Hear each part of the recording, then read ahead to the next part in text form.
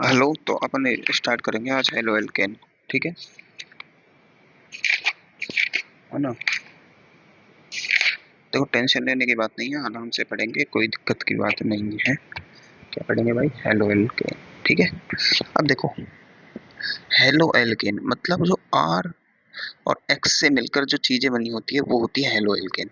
तो halo alkanes में जो होता है ना, ये पहली बात तो ये होते क्या है, ये हाइड्रोकार्ब होते हैं ना, हाइड्रोकार्ब उनके डेरिवेटिव होते हैं, व्युत्पन्न होते हैं, है ना। ये मैंने तुम्हें पहले ही बताया है। ठीक है। अब देखो, हेलोजन डेरिवेटिव होते हैं ना, इनके कई नाम हो सकते हैं। जैसे अगर अपन एक normal R C H two और एक्स लिखें तो ये है एल्किल हैलाइड। इनको लिख लो, इनको एल्किल हैलाइड, हैलाइड। ठीक है ना। अगर इसी की जगह पे अगर ये सी एच, ये एलिफेटिक कार्बन श्रृंखला ना होके एरोमेटिक हो जाए और फिर एक्स लगा हुआ हो, है ना, तो ये है एरिल हैलाइड। क्या है? Aryl halide. इसको कई तरीके से लिख सकते हैं अपन, जैसे पीएच, फिनाइल पे एक्स लगा दो, ये एरोमेटिक रिंग पर एक्स लगा दो, ऐसे कई तरीके से लिखा जा सकता है। ऐसे भी लिख सकते हैं C6H5 और ये फिर एक्स। एक्स क्या है यहाँ पर? फिर कल बाहर आई आंटी, आंटी नहीं होती, बस बाहर आई तक ये, है ना। इसको एल्किल हैलाइड बोलते हैं, हेलो एल्केन भी बोलते हैं, तो दोनों नाम है, इनको लिख लो। लिखने की चीजें हैं ये, याद करने की। अब जो मेन याद करने की चीज है, देखो मेरी बात समझो।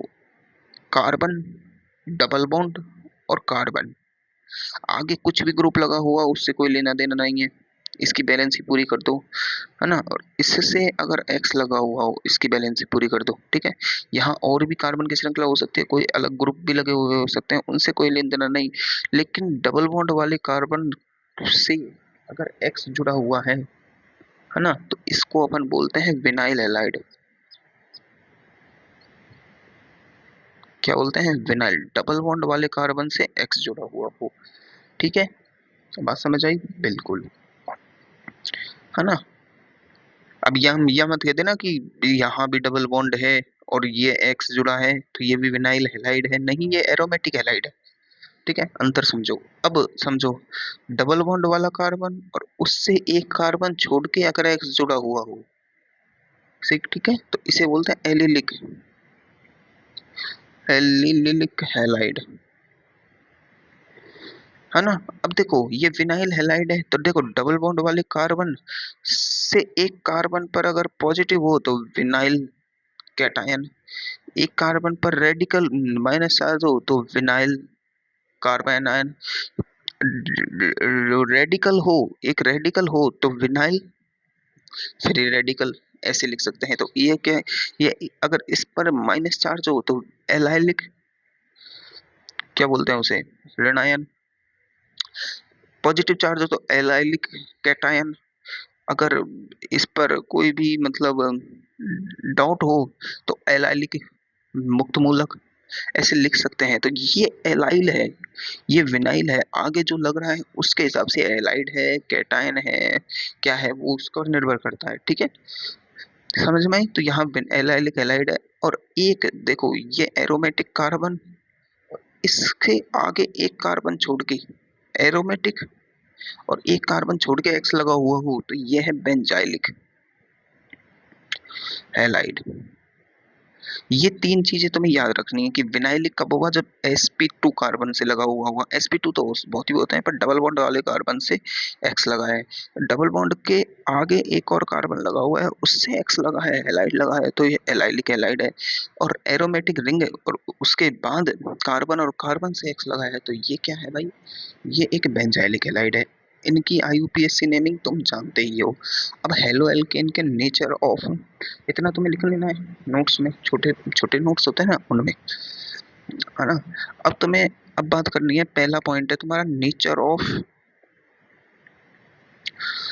ऑफ एच एक्स बॉन्ड, वो R X bond, sorry, R X bond. तो इसमें तुम्हें क्या है, क्या लिखना है भाई? तो देखो, तुम्हें सीधी सी बात करनी है। जो कार्बन का ये आर्क श्रृंखला है, कार्बन और हेलोजन, इसमें जो ये बॉन्ड है, ये आंशिक पॉजिटिव, ये आंशिक नेगेटिव। अब यहाँ से कोई भी, इससे कोई भी ग्रुप लगे हैं वो कोई लेना देना नहीं है ना। यहाँ ग्रुप लगे हैं ना, 3 ग्रुप तो लगे ही होंगे कार्बन की वैलेंसी पूरी करने के लिए। तो ये इधर से क्या करेंगे, इलेक्ट्रॉन्स खींचेंगे और ये इलेक्ट्रॉन देंगे। ठीक है, ये देने का ही तो काम करेगा। तो ये एक ध्रुवीय बंध है। कैसा है? तो अपन को बॉन्ड की प्रकृति कैसे दिखानी है कि बॉन्ड कैसा है, पोलर, पोलर बॉन्ड है। अब जब भी कोई ध्रुवीय बंध होता है तो उसमें क्या होता है, द्विध्रुव आघूर्ण। क्या होता है, द्विध्रुव आघूर्ण होगा। अब द्विध्रुव आघूर्ण होगा तो उसे निकालने का फॉर्मूला भी होगा, तो म्यू बराबर क्यू डी। क्यू क्या है, आवेश, पॉजिटिव या नेगेटिव, और डी क्या है, दोनों के बीच की दूरी। ठीक है, इतना अपन को आता है। और ये आवेश की यूनिट क्या है, सेंटीमॉर्गन हो सकती है और डिबाई हो सकती है, वो है ना, डिबाई। ये सेंटीमॉर्गन नहीं है, सीएम ही है ना, सीएम में हो सकती है और डिबाई हो सकती है। तो केमिस्ट्री में अपन डिबाई यूज करते हैं। ठीक है, अब ध्रुवता का मापन किससे किया जाता है, द्विध्रुव आघूर्ण से किया जा सकता है। अब देखो, तुम्हें जब भी आवेश पूछा जाए तो तुम्हें ये बॉन्ड में द्विध्रुव आघूर्ण कैसे बनाना होता है। तो देखो, इन केमिस्ट्री, फिजिक्स की बात नहीं कर रहा हूँ मैं, फिजिक्स में पॉजिटिव और नेगेटिव चार्ज के बीच में हो सकता है ना द्विध्रुव आघूर्ण। पॉजिटिव नेगेटिव चार्ज द्रव्यमानों के बीच में द्विध्रुव आघूर्ण हो सकता है, द्रव्यमानों के बीच में नहीं होता। पॉजिटिव नेगेटिव चार्ज के रूप में हो सकता है, मैग्नेट चुंबकों के बीच में हो सकता है, क्योंकि चुंबक में भी तो एक सिरा पॉजिटिव होता है, एक नेगेटिव होता है, एनएस, दोनों अलग अलग सिरे होते हैं, है ना। तो इसमें जो वो होता है, तो कोई भी बॉन्ड है, ये परमाणु ए है, ये परमाणु बी है, केमिस्ट्री की बात कर रहे हैं अपन, द्विध्रुव आघूर्ण लिखने का तरीका समझ लो। अगर परमाणु ए पर आंशिक पॉजिटिव आ रहा है और परमाणु बी पर आंशिक नेगेटिव आ रहा है ना, तो जो तुम्हें द्विध्रुव आघूर्ण की जो डायरेक्शन होती है वो तुम्हें बनानी है ये वाली। क्या, हमेशा पॉजिटिव से नेगेटिव की तरफ की जो डायरेक्शन होगी वो द्विध्रुव आघूर्ण की डायरेक्शन होती है। तो ये डायरेक्शन तुम्हें याद रख लेनी है, बस ऐसे लिख लो, इतना ही है। अब नेचर प्रकृति याद हो गई तो तुम कुछ एग्जांपल्स लिख सकते हो इसके। जैसे अब तुम बात करते हो CH3F, CH3Cl, CH3Br और CH3I, ये सारे बॉन्ड क्या हैं, ध्रुवीय प्रकृति के बॉन्ड होते हैं। अब देखो, तुम इधर से इधर जा रहे हो तो क्या हो रहा है, FCl Br I, साइज बढ़ रही है, फिर कल बाहर आई की साइज बढ़ रही है, साइज, क्योंकि देखो ये ग्रुप तो सेम है सब में, तो ये इस पे तो डिपेंडेंट करेगा नहीं, तो द्विध्रुव इस पर डिपेंडेंट करेगा। साइज बढ़ रही है, साइज बढ़ने का मतलब क्या है कि देखो, साइज बढ़ने का छोटा सा मतलब तो मैं यहाँ समझा देता हूँ। साइज बढ़ने का देखो, ये तो CH3 की साइज फिक्स है, अब ये F की साइज है, ये CH3 की साइज फिक्स है, ये Cl की साइज है, ये CH3 की साइज फिक्स है, ये Br की साइज है, ये CH3 की साइज फिक्स है और ये I की साइज है। तो अब इन दोनों के बीच की दूरी, इन दोनों के बीच की दूरी, इन दोनों के बीच की दूरी, इन दोनों के बीच की दूरी, नीचे जाने पर दोनों के बीच की दूरी बढ़ रही है। साइज बढ़ने से क्या हो रही है, बॉन्ड बॉन्ड लेंथ बढ़ती है। हमेशा साइज बढ़ने से बॉन्ड लेंथ या त्रिज्या होती है परमाणु की, ये परमाणु की त्रिज्या यहाँ से यहाँ तक की तो होती है एक की, तो परमाणु की त्रिज्या भी बढ़ती है और बॉन्ड लेंथ भी बढ़ती है। अब देखो, बॉन्ड लेंथ बढ़ती है, समझो मेरी बात को, बॉन्ड लेंथ बढ़ रही है तो म्यू बढ़ना चाहिए। इस कंडीशन के हिसाब से म्यू समानुपाती होता है बॉन्ड लेंथ के। ये बॉन्ड लेंथ ही तो है डी, बंध की दूरी, मैंने बताया था। तो बॉन्ड लेंथ बढ़ रही है तो म्यू बढ़ना चाहिए। लेकिन इधर देखो, हमें पता है कि फ्लोरीन पर सबसे ज्यादा EN होती है 4, इसकी 4, इसकी 3.5, इसकी 2.8, ये 2.7, ऐसे कुछ EN होती है। तो इसकी सबसे ज्यादा EN, जिसकी EN सबसे ज्यादा उनके बंध में द्रवता ज्यादा, यहाँ EN ज्यादा होगी तो ये इलेक्ट्रॉनों को ज्यादा खींचेगा, तो ये माइनस चार्ज बढ़ेगा, ये प्लस चार्ज भी बढ़ेगा, मतलब ध्रुवता बढ़ेगी।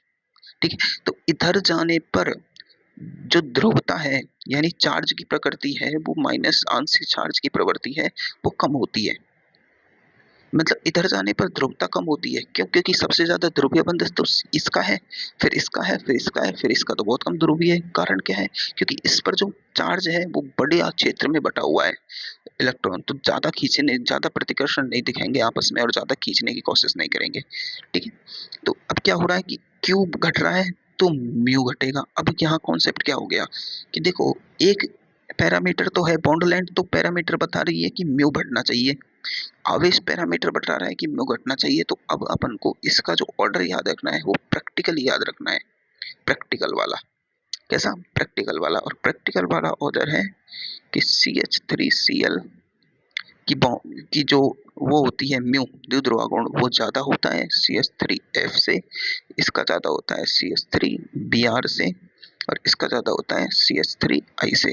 अब मैंने ये तुम्हें याद ही क्यों कर रहा है, क्योंकि भाई प्रैक्टिकल डाटा है, दो दो फैक्टर एक दूसरे के विरोधाभास में चल रहे हैं, तो प्रैक्टिकल पर फैक्टर है तो कोई काम का नहीं है, तो बस ये हो गया। इतना तुम्हें याद आ गया। इनकी देखो वैल्यू याद रखने की कोई जरूरत नहीं है कि इसका कितना है इसका कितना है, बस तुम्हें याद रखना है कि CH3Cl का F से ज्यादा होता है CH3F से, ठीक है, ये याद ही रखना है।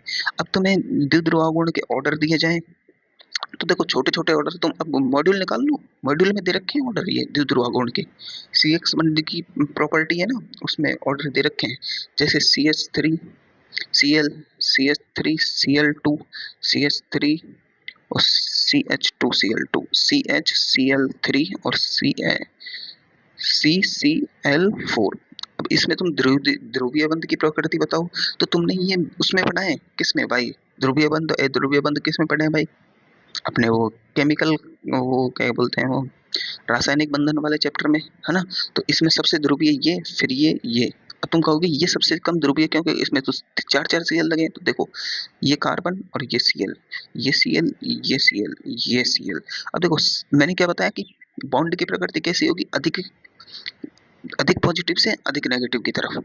तो ये देखो नेगेटिव की तरफ ऐसे, ये ध्रुव गुण, ये ऐसे, ये ऐसे। तो देखो ये एक दूसरे, ये दोनों एक दूसरे का विरोधाभास, ये दोनों एक दूसरे का net mu zero, net mu zero. तो ये तो एक अध्रुवीय कंपाउंड है, ये ध्रुवीय है, ये ध्रुवीय है, सबसे ज्यादा ध्रुवीय ये है, ठीक है। क्योंकि इसमें देखो सी, इसमें एक एच है और ये सीएल, ये सीएल और ये सीएल, ये दोनों का सीएल का तो एक दूसरे को काट देंगे, ये एच इस सीएल का एक बचेगा बस। समझ में आई बातें, हल्की हल्की बातें समझ आ रही है ना। ऐसे बहुत से एग्जांपल्स हैं वो तुम्हें करने हैं, जैसे अब ये मॉड्यूल में से करने हैं, अब तुम नोट्स नहीं लिख सकते इनके। जैसे ये वाला देख लो, तो इसमें देखो ये एक सेंटर है, इससे इसका ये जा रहा, इसका इसका ये जा रहा, तो अब कैसे निकालेंगे, इसका 60 डिग्री पे आ गया, इसका देखो ये जा रहा, इसका ये जा रहा, तो इसका 120 डिग्री पर आ गया। अब इसका ये जा रहा, इसका ये जा रहा, ये दो एक दूसरे को काट देंगे। ये तो क्या है, नॉन पोलर, ये पोलर है, ये पोलर है, कौन ज्यादा है। तो देखो एक फॉर्मूला होता है निकालने का, फॉर्मूला क्या होता है, अपन इनका वेक्टर फॉर्म में, ये वेक्टर द्विध्रुव आघूर्णित हो गया, एक वेक्टर दो वेक्टर, दो वेक्टर 60 डिग्री पे है, तो कैसे निकालते हैं नेट वेक्टर, नेट वेक्टर निकालेंगे mu net is equal to mu one plus mu two इनका square plus mu one mu two cos theta, और ये ऐसे। तो अब इसमें थीटा, ये थीटा पे डिपेंडेंट है ना, theta is equal to 180 degree, तो ये हो जाएगा zero, theta is equal to 90 degree, तो 90 थीटा 90 का मतलब होता है cos 90 का मान जीरो, तो ये जीरो, तो mu one square plus mu two square, theta is equal to 0 degree, तो ये mu one plus mu two into ये हो जाता है 1, तो म्यू वन म्यू टू, ये mu one plus mu two आ जाएगा, है ना। ऐसे इससे ये तो वेक्टर वाला फॉर्मूला है, उससे तो अपन निकाल सकते हैं, जानते हैं इतना तो, है ना। तो ये छोटे छोटे एग्जांपल्स हमें कर लेने हैं, ठीक है। इतना तुम्हें समझ आया, ये छोटे छोटे नोट्स बना लो इसके, बस छोटे छोटे, ठीक है। अब अपन मैं तुम्हें सिखा रहा हूँ हेलो एल्केन बनाने की विधि, अपन करेंगे अब बनाने की विधि।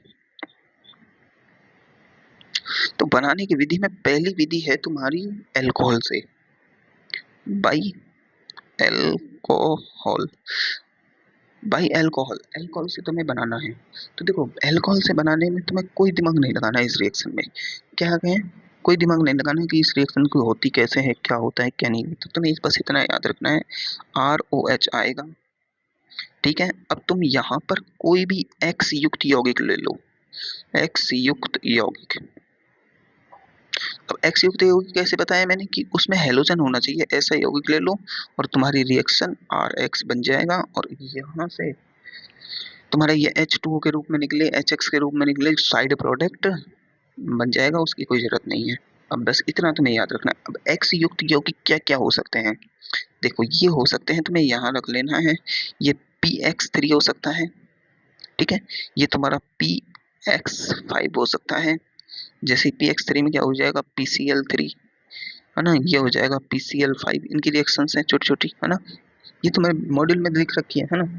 तुम इसकी जगह लिख सकते हो HCl यानी HX, जैसे HCl का एग्जांपल ले लो, HBr का एग्जांपल ले लो, तुम ले सकते हो SOCl2 यानी SOX2 यानी SOCl2 ले सकते हो, SOBr2 ले सकते हो, ठीक है, ये सारी एग्जांपल्स तुम ले सकते हो। अब तुम्हें बस इनमें इन सारे रिएक्शंस में क्या याद रखना है, इन सारी रिएक्शंस को मॉड्यूल में टिक करना है तुम्हें, है ना। मैंने जो बताया है बाई अल्कोहल फॉर्मेशन में तुम्हें इतना ही याद रखना है, ठीक है, कितना, इतना, बाकी तुम्हें मॉड्यूल में लगाना है ना, है ना। इनकी मैकेनिज्म अपन बाद में पढ़ेंगे, कब, जब अल्कोहल चैप्टर पढ़ेंगे ना, उसमें इनकी मैकेनिज्म आती है हल्की हल्की।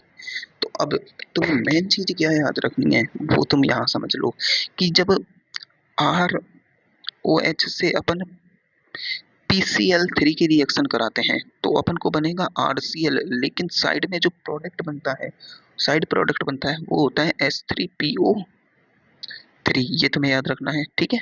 PCl5 की रिएक्शन कराते हैं तब RCl ही बनता है, लेकिन साइड प्रोडक्ट POCl3, है ना, ये बनता है, ठीक है।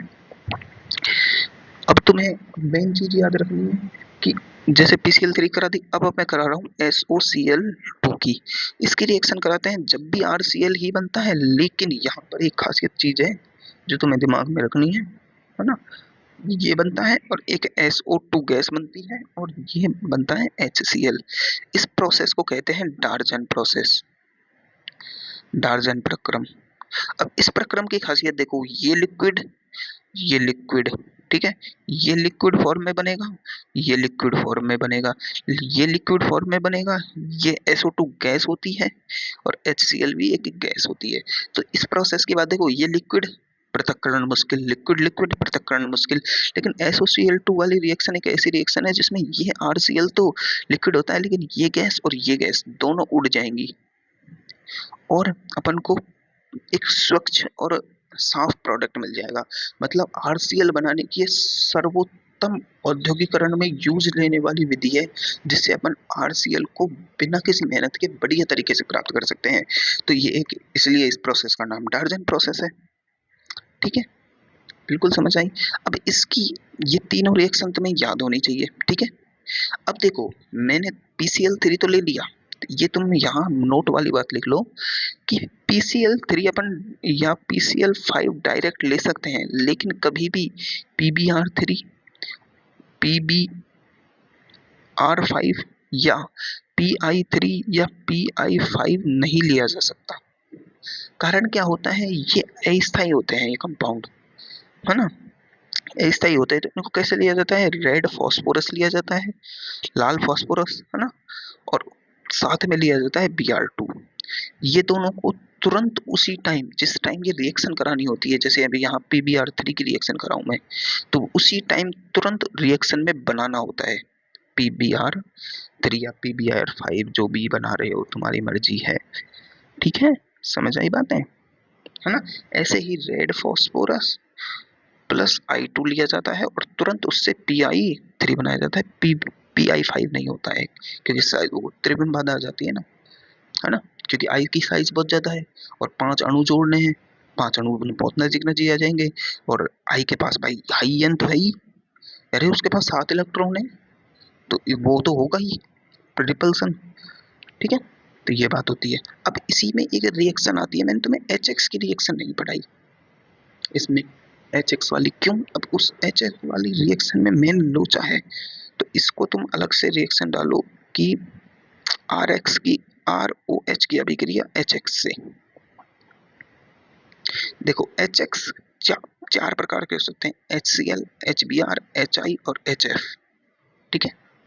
अब इसकी रिएक्शन कराएंगे, बनेगा तो RX और साथ में निकल जाएगा H2O, ठीक है, पानी निकल जाएगा, कोई दिक्कत नहीं है। पर इस रिएक्शन की जो क्रियाशीलता है, यानी HX की क्रियाशीलता है, वो निर्भर करती है इसमें, ये तुम्हें पढ़ना होगा। एच की क्रियाशीलता, चाहे ये रिएक्शन हो चाहे कोई भी रिएक्शन हो, कि एच कितना क्रियाशील होगा वो तुम्हें समझ आना चाहिए। तो देखो एच होता है, HCl होता है, HBr होता है, HI होता है, ठीक है। सबसे कम क्रियाशील, क्रियाशील और बहुत ज्यादा क्रियाशील, ठीक है। ये तो विस्फोटक रिएक्शन देता है, वेरी फास्ट रिएक्शन। क्यों? क्योंकि H इतना सा, I इतना बड़ा, बॉन्ड की कोई मतलब बहुत बेकार बॉन्ड होता है। पर ये छोटा और ये भी छोटा, बहुत ज्यादा ताकतवर बॉन्ड होता है, आसानी से टूटता ही नहीं है, ठीक है। तो और ये भी रिएक्शन करता है लेकिन फास्ट करता है। फास्ट करता है तो काम का नहीं है HBr भी, ये तो कतई काम का नहीं है। काम का है बस HCl, जो रिएक्शन आराम से करेगा, ठीक है, आराम से करेगा। लेकिन ये अकेला नहीं कर पाता है, ये अकेला करता ही नहीं है। अब ल्यूकास नामक वैज्ञानिक ने एक रिएजेंट दिया और उसने कहा ल्यूकास अभिकर्मक, क्योंकि उससे पहले ये HCl इस ROH से क्रिया कर ही नहीं पाता था, है ना। तो इसने Zn प्लस HCl लिया, और ZnCl2, sorry, ZnCl2 plus HCl लिया। और ये ZnCl2 कैसे लिया?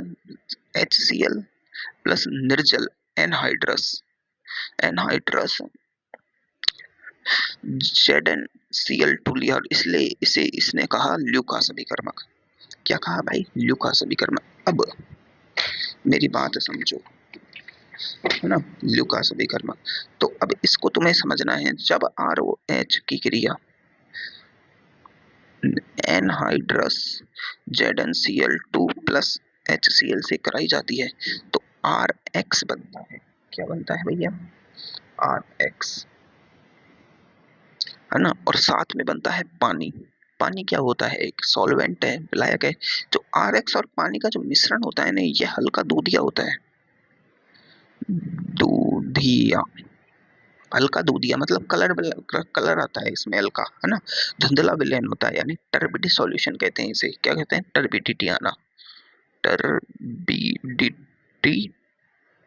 आना, है ना। ये तुम्हें लिख लेना है। तो अब देखो 1 डिग्री अल्कोहल, यानी ये 1 डिग्री अल्कोहल CH3OH, है ना। और वही ल्यूकास ल्यूकास रिएजेंट, है ना, ल्यूकास रिएजेंट, इससे जो CH3X बनता है और H2O बनता है, इस टर्बिडिटी को आने में लगभग 30 से ज्यादा मिनट लगते हैं, 30 मिनट अप्रॉक्स। लेकिन यही CH2OH और सॉरी CH3 यही 2 डिग्री अल्कोहल हो, इसी रिएक्शन को जो CHR और R और X और H2O, इस टर्बिडिटी को आने में 10 मिनट लगते हैं, 5 से 10 मिनट। ये लिखना है भाई, लिखना है। और यही अगर 3rd डिग्री अल्कोहल हो तो 3rd डिग्री अल्कोहल से 3rd डिग्री अल्किल हैलाइड बनने में जो ये रिएजेंट टाइम लेता है, तुरंत देता है, तुरंत, यानी फास्ट देता है, तुरंत तुरंत धुंधलापन। तो अपन इससे क्या कर सकते हैं? 1 डिग्री 2 डिग्री और 3 डिग्री अल्कोहल में पहचान कर सकते हैं ल्यूकास रिएजेंट से। पहचान की जाती है कैसे? कि अगर धुंधलापन आने में बहुत ज्यादा टाइम लग रहा है, 30 मिनट से अप्रॉक्स लग रहा है ना, और ऐसे नॉर्मली तो आता भी नहीं है, सॉल्यूशन को हिलाना पड़ता है, ऐसे ऐसे हिलाओ, तब जाके 30 मिनट तक हिलाते रहो, तब जाके ये धुंधलापन आएगा। यानी slow reaction, slow reaction, medium reaction और फास्ट रिएक्शन, यह है ल्यूकास रिएजेंट टेस्ट, ठीक है, ठीक है। अब मैंने तुम्हें क्या बताया कि भाई HI तो बन ही नहीं सकता, HI के साथ रिएक्शन नहीं होती है, वेरी फास्ट करता है, तोड़ फोड़ने का काम करता है। तो इस HI के साथ रिएक्शन कराने के लिए एक नई एग्जांपल ली गई है कि अब 3rd है, देख लो, कि CH3 CH2OH। तो इस HI मतलब I, अपन को एल्किल हैलाइड बनाना है। कौन सा हैलाइड? I वाला। तो उसके लिए अपन को ये वाला रिएक्टेंट यूज लेना है, Ki प्लस H3PO4 का 95% सॉल्यूशन, मतलब उसमें 95% ये होना चाहिए और 5% ये होना चाहिए, तब जाके अपन को रिएक्शन करानी है, ठीक है। ये वाली रिएक्शन का ये सिस्टम है। और इससे तुम्हें बन जाएगा क्या, CH3CH2I। इस रिएक्शन की मैकेनिज्म होती है छोटी सी, जो तुम देखना चाहो तो तुम देख सकते हो। देखो H3PO4 एक एसिड है, थोड़ा मतलब इतना ज्यादा पावरफुल नहीं है, मतलब हाँ ठीक ठाक एसिड है, बढ़िया पावरफुल है ना, इतना ज्यादा नहीं है, H2SO4 HCl के बराबर पावरफुल नहीं है, पर है मतलब ठीक है। तो अब इसकी देखो रिएक्शन होती है CH3CH2OH और ये देगा H+।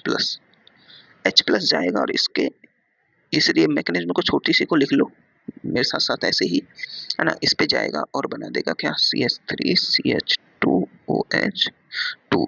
अब ये OH2 पॉजिटिव है, ठीक है, OH2 पॉजिटिव है तो ये निकल जाएगा भाई, क्योंकि भाई ऑक्सीजन पर पॉजिटिव अनस्टेबल होता है CH3CH2 और पॉजिटिव चार्ज। अब ये पॉजिटिव चार्ज इस पर आएगा, इस पर, तो ये क्या बन गया भाई, कार्बोकेटायन। क्या बना है, कार्बोकेटायन। अब यहाँ I- आएगा और इससे जुड़ जाएगा और ये बना देगा तुम्हारा क्या, CH3CH2I। अब इस रिएक्शन की एक नोट पॉइंट होता है, क्या होता है, नोट पॉइंट। नोट पॉइंट में ये रिएक्शन में, इस रिएक्शन में पूछा जाता है कि तुमने H3PO4 लिया, पर इसके स्थान पर तुम H2SO4 भी तो ले सकते थे, तो ये क्यों नहीं लिया। तो इसका कारण होता है H2SO4 होता है ना, ये एक स्ट्रॉन्ग एसिड है, ठीक है, ये भी एसिड है, स्ट्रॉन्ग एसिड है, पर ये इसके साथ साथ एक और काम करता है, ये ऑक्सीडाइजिंग एजेंट भी है, यानी ये ऑक्सीकारक होता है।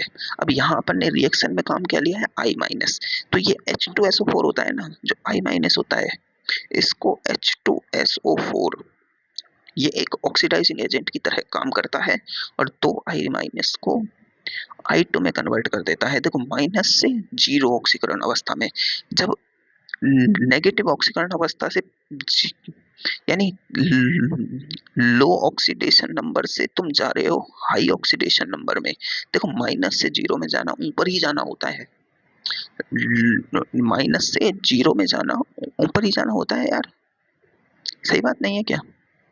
तो हाई ऑक्सीडेशन नंबर में जाते हो तो इसका हुआ है ऑक्सीडेशन, तो ये क्या कर देता है, I- को I2 में कन्वर्ट कर देता है। अब जब I- बचा ही नहीं तो रिएक्शन कैसे होगी, तो इसलिए H2SO4 का यूज नहीं किया जाता है। क्यों, क्योंकि ये एक ऑक्सीडाइजिंग एजेंट है, इसको भी ऐसे ही लिख लो लोग ने, ठीक है।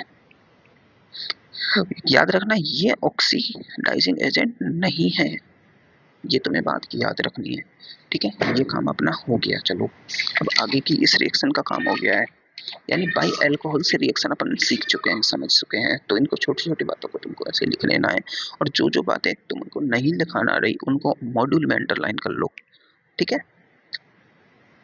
अब अगला पॉइंट है अपना कि हाइड्रोकार्बन से तुम्हें एल्किल हैलाइड बनाना है, हाइड्रोकार्बन से।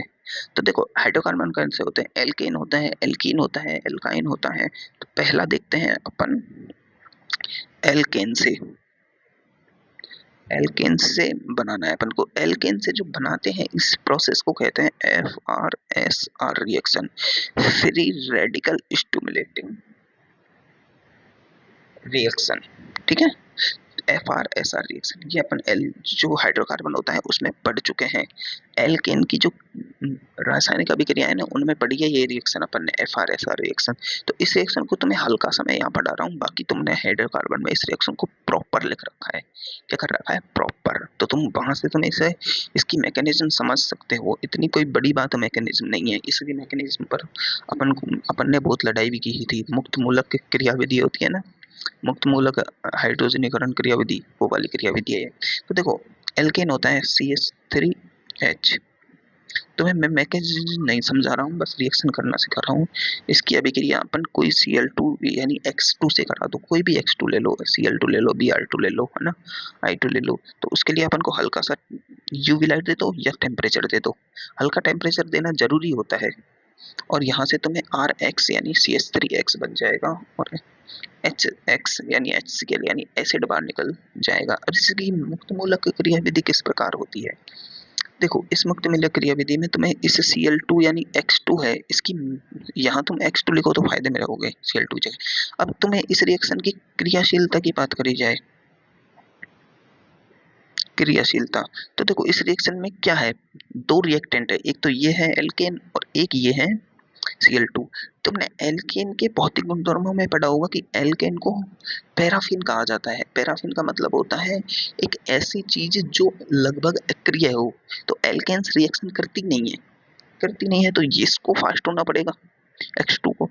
तो क्रियाशीलता किस पर निर्भर करेगी, X2 पर।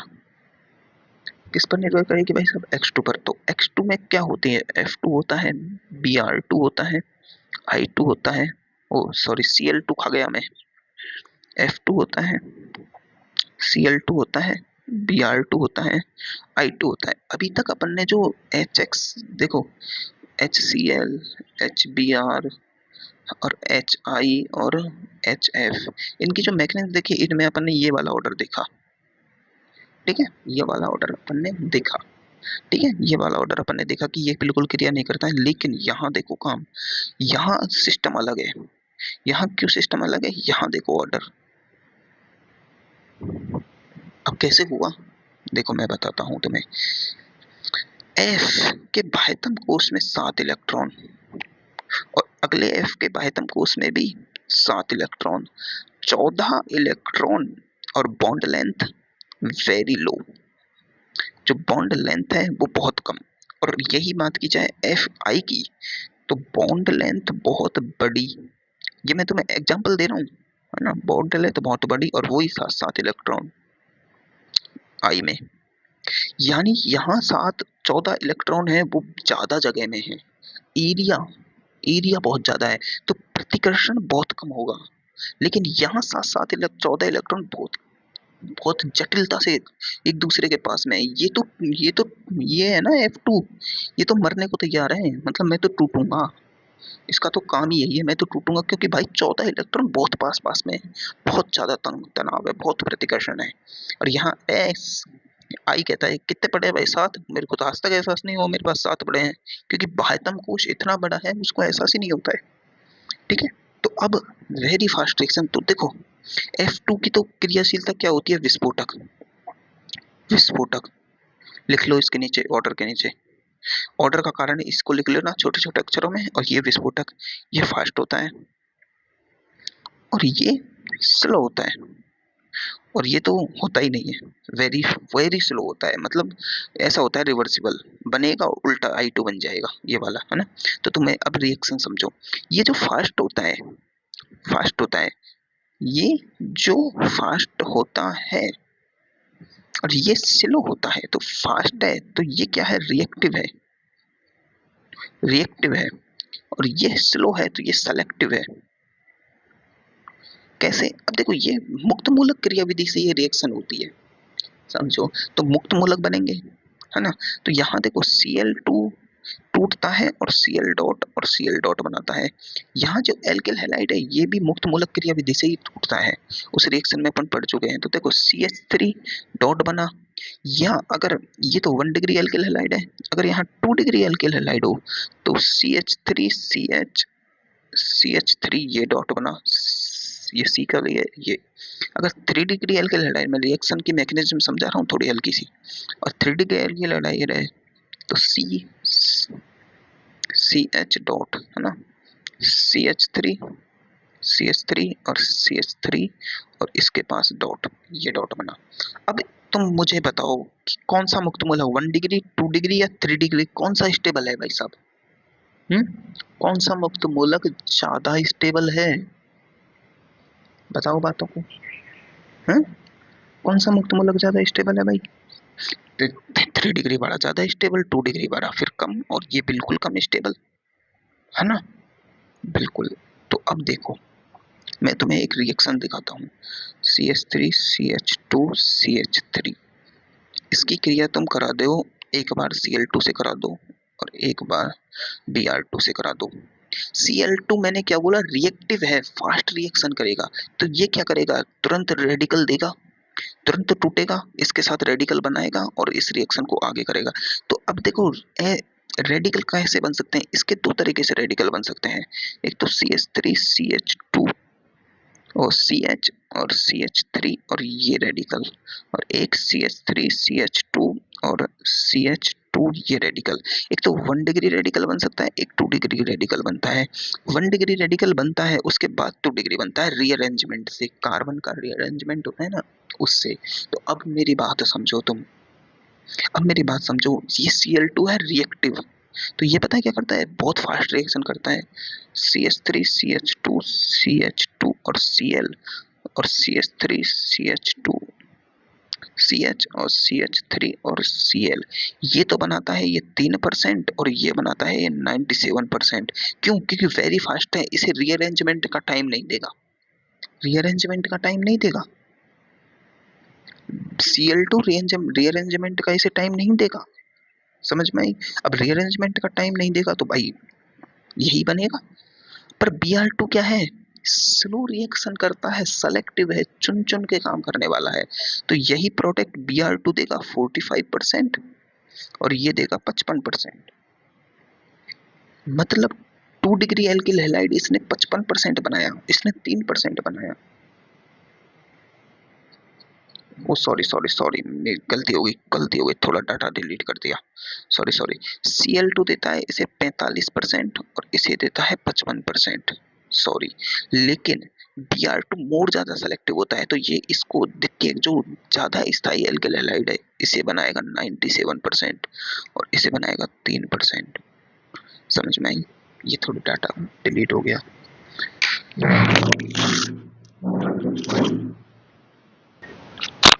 हेलो यार, कहाँ तक पढ़ा दिया, मैं भूल गया।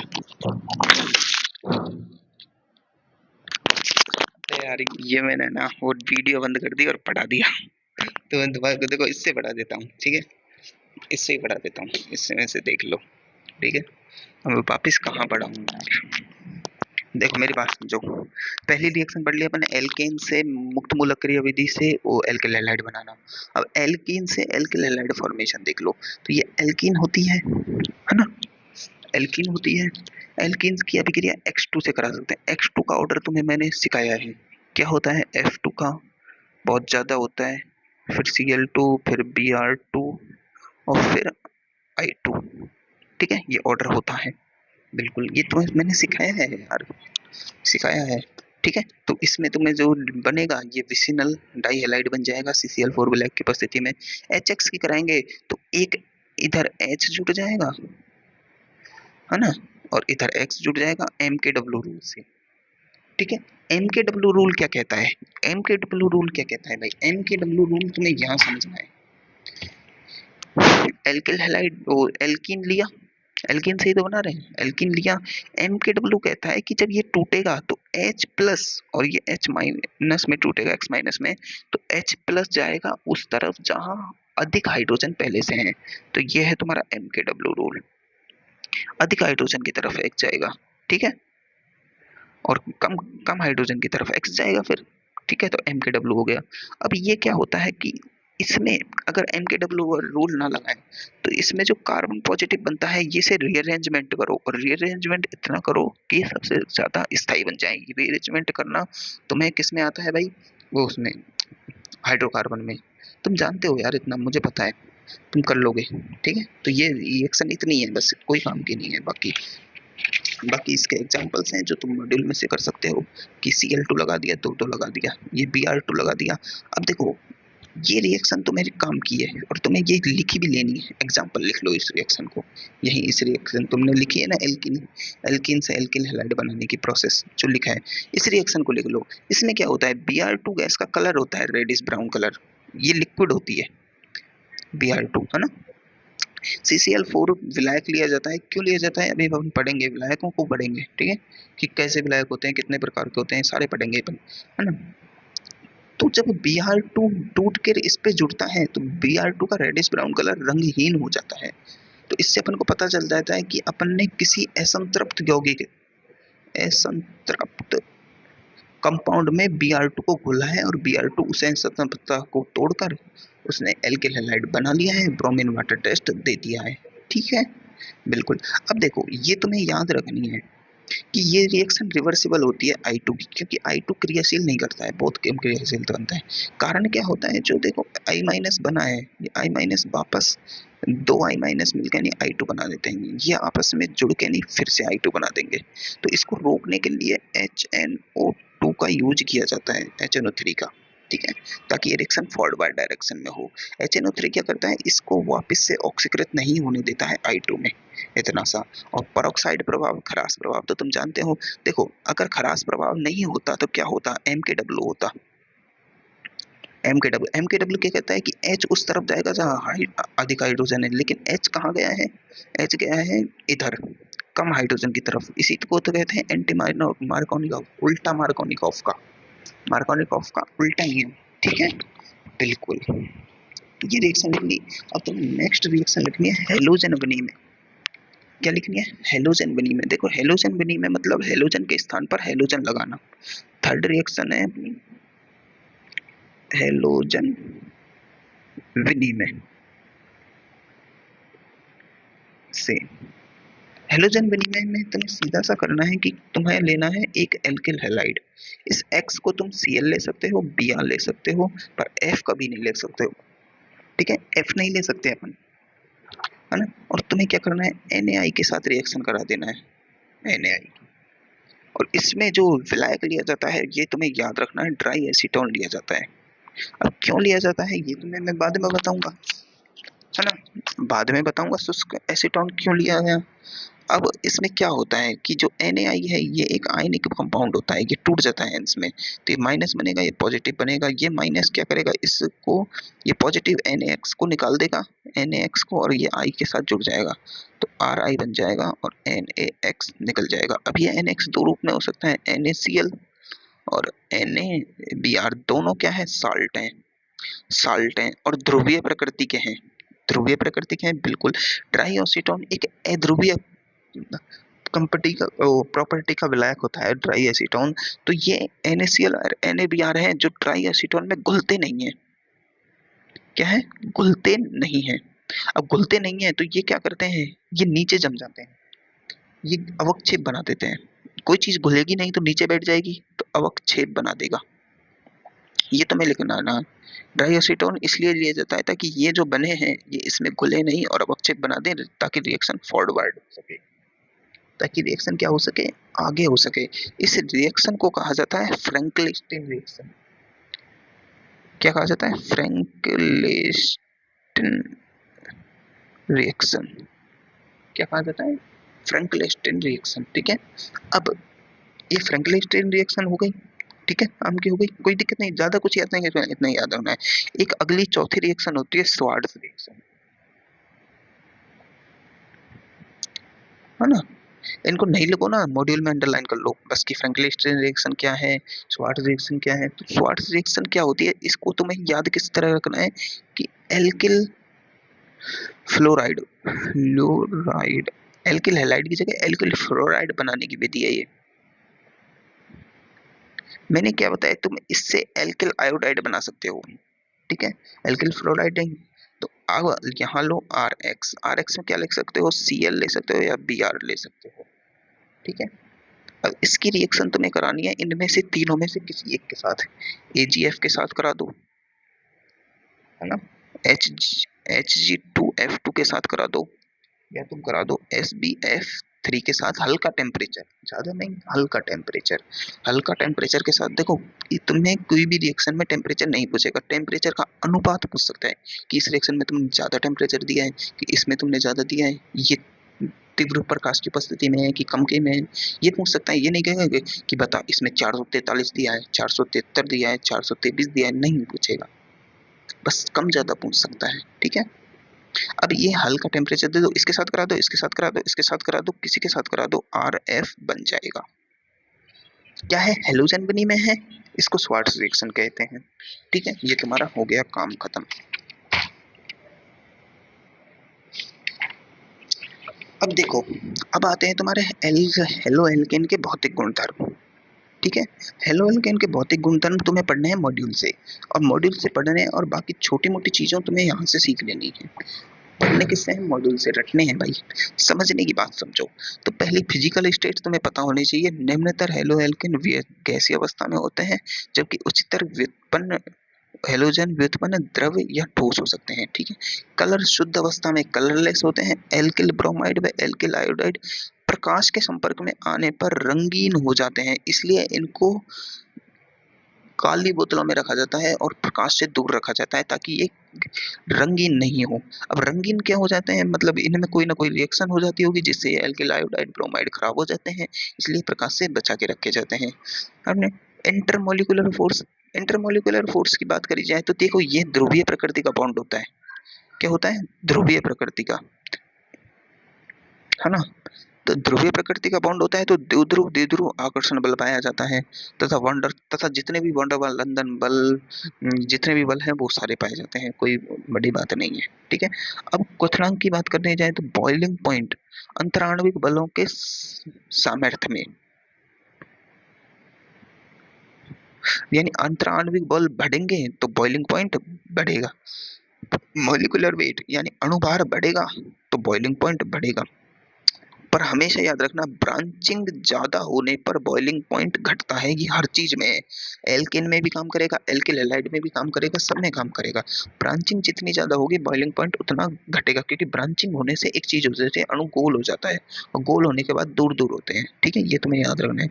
अब देखो, इसमें और इसमें बात की जाए तो इसमें होता है साधारण बल, विसरण बल, क्योंकि यहाँ कोई ये अध्रुवीय कंपाउंड है। क्या है? अध्रुवीय, इनमें कोई ध्रुवणता नहीं है, क्योंकि कार्बन और हाइड्रोजन का बॉन्ड ध्रुवीय नहीं होता है, ये बात मानी गई है। तो मतलब अब ये जो है अध्रुवीय कंपाउंड है, कौन सा? ये है, ये क्या है? एल्केन है, हाइड्रोकार्ब है, हाइड्रोकार्ब है ये। हाइड्रोकार्ब और एल्किल हैलाइड में हाइड्रोकार्ब अध्रुवीय होता है और ये विसरण बल दिखाता है, साधारण बल, और ये विसरण से ज्यादा पावरफुल बल दिखाता है, डाइपोल डाइपोल अट्रैक्शन, क्योंकि इसमें ध्रुवता पाई जाती है। देखो, जल ध्रुवीय होता है तो उसका बॉइलिंग पॉइंट कितना होता है? 100 डिग्री सेल्सियस। तो ये भी बहुत ध्रुवीय है भाई, तो इसका बॉइलिंग पॉइंट ज्यादा होगा। ठीक है। तो क्वथनांक का क्रम देखो, अब तुम्हें पता है कि इधर जाने पर क्या हो रहा है, मॉलिक्यूलर वेट बढ़ रहा है तो बॉइलिंग पॉइंट बढ़ रही है। ठीक है। इसमें देखो, इधर जाने पर क्या हो रहा है, बॉइलिंग पॉइंट बढ़ रहा है, मॉलिक्यूलर वेट बढ़ रहा है, तो बॉइलिंग पॉइंट बढ़ रहा है। तो ये छोटी छोटी बातें तुम्हें याद रखनी है। ठीक है। लेकिन अब देखो, यहाँ ब्रांचिंग हो गई, सेम अणु में ब्रांचिंग। अब देखो, सेम अणु में ब्रांचिंग हो गई, तो ब्रांचिंग होने से बॉइलिंग पॉइंट घट जाता है। डेंसिटी क्या होता है? घनत्व। तो घनत्व किसके समानुपाती होता है? मॉलिक्यूलर वेट के। मॉलिक्यूलर वेट बढ़ेगा तो डेंसिटी बढ़ेगी, छोटी सी बात है, इतना ही दिमाग में है। विलेयता, अब देखो, यहाँ विलेयता का कॉन्सेप्ट मुझे तुम्हें बताना है। विलेयता का कॉन्सेप्ट ये है कि हम जानते हैं कि आर एक्स बॉन्ड है, ये ध्रुवीय है, और we know like dissolve like, यानी समान समान को घुलता है। तो हमें होना चाहिए कि ये H2O में घुलेगा, लेकिन नहीं घुलेगा। यही तो खासियत है एल्किल हैलाइड की। ये ध्रुवीय प्रकृति का होने के बाद भी पानी में नहीं घुलता है, अल्प विलेय होता है। अब तुम कहोगे कारण क्या है भाई? तो कारण ये है भाई, देखो, मान लो ये पानी था तुम्हारा, पानी पानी में तुमने क्या कर रखी है? H bonding. क्या है? H bonding. ये तुमने क्या ले लिया? थोड़ा सा एल्किल हैलाइड। और इसके अंदर क्या है? Dipole, dipole attraction. क्या है भाई? डाइपोल डाइपोल अट्रैक्शन है। अब एक बात बताओ, इसके अणुओं में जो ध्रुवता है उसका बल अलग, इसके अणुओं में ध्रुवता है, इसके अणुओं का बल अलग। हम जानते हैं कि इनमें जो बल होते हैं, इनमें सबसे ज्यादा प्रभावी बल होती है एच बॉन्डिंग, फिर होता है डाइपोल डाइपोल अट्रैक्शन बल, है ना। तो एच बॉन्डिंग ज्यादा प्रभावी है। एक बात बताओ, मैं इसको इसमें घोलूंगा तो इसके जो अणुओं के मध्य का जो अट्रैक्शन फोर्स है, इसको तोड़ ही नहीं पाएगा एच बॉन्डिंग को। घुलने के लिए तो तोड़ना पड़ेगा, तो घुलेगा ही नहीं, सीधी बात है। तो आर एक्स किस में विलय होता है? ये अकार्बनिक विलायक हो, जैसे CCl4, है ना। एसीटोन, ट्राई एसीटोन होता है ना अपना, एक बेंजीन C6H6, ऐसे विलायकों में विलय होता है। तो तुम्हें ये बात याद रखनी है। अब देखो, यहाँ इस क्लास को करो ऑफ। ठीक है। कारण है, कारण क्या है? तुम्हें अब पढ़ रही है रिएक्शंस ऑफ हेलो हेल्केन या एल्केल हैलाइड की रिएक्शन, उससे पहले तुम्हें वो पढ़ना होगा, विलायक। विलायक पढ़ना होगा, तुम्हें नाभिक स्नेही पढ़ना होगा, है ना। ये सब चीजें तुम्हें पढ़नी है, और ये सब चीजें मैंने तुम्हें पिछली क्लासों में अच्छे से पढ़ाया है।